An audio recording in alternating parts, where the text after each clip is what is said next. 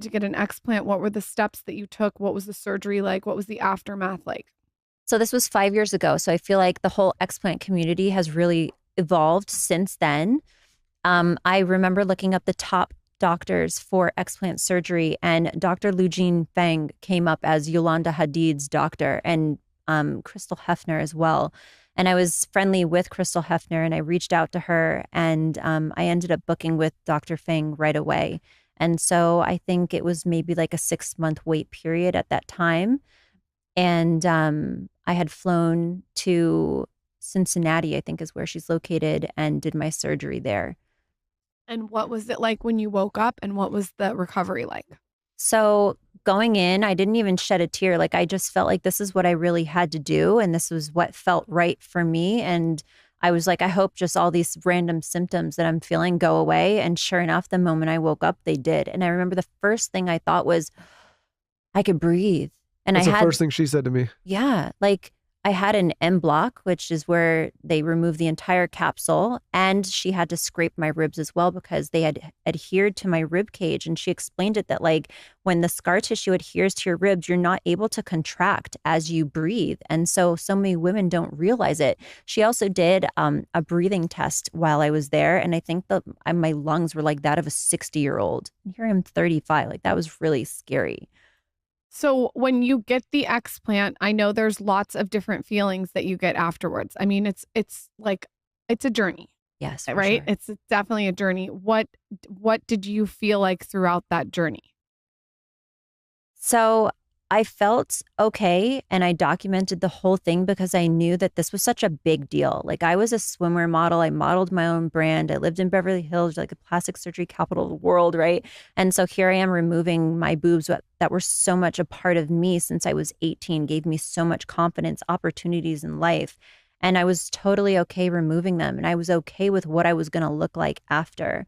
And I showed myself in these raw moments of being bandaged with my drains, without my drains, with my scar, putting my side by side before and after. I was really okay. I was mentally prepared for what this was going to be and look like. And I really think having, like I said, a supportive partner with you that is still going to look at you and think that you're beautiful and attractive was really important. Do you feel, and I don't know if anyone's ever asked you this, but do you feel like maybe removing the implants was like cathartic to almost leaving your old life in Beverly Hills and LA behind? Like it was almost like you keep saying that you keep associating the implants with Beverly Hills and the plastic surgery, and it's almost like leaving there almost was like liberating to like get the breasts out. It's almost like very parallel to your journey. Yeah, in a sense, I never really thought of it that way, but in a sense, yeah. Like I was definitely removing something that I associated with, like, oh, I need these boobs. I live in California. I need to, be up to par with everyone else, so to speak. And yeah, but I was totally comfortable and confident with having nothing. I almost felt sexier in a sense without them. And when I received them and I looked at them in my hand, I was like, I felt sad. Like, this is what I had in my body. Like, how desperate was I to like fit in and have confidence to put this plastic ball in my body?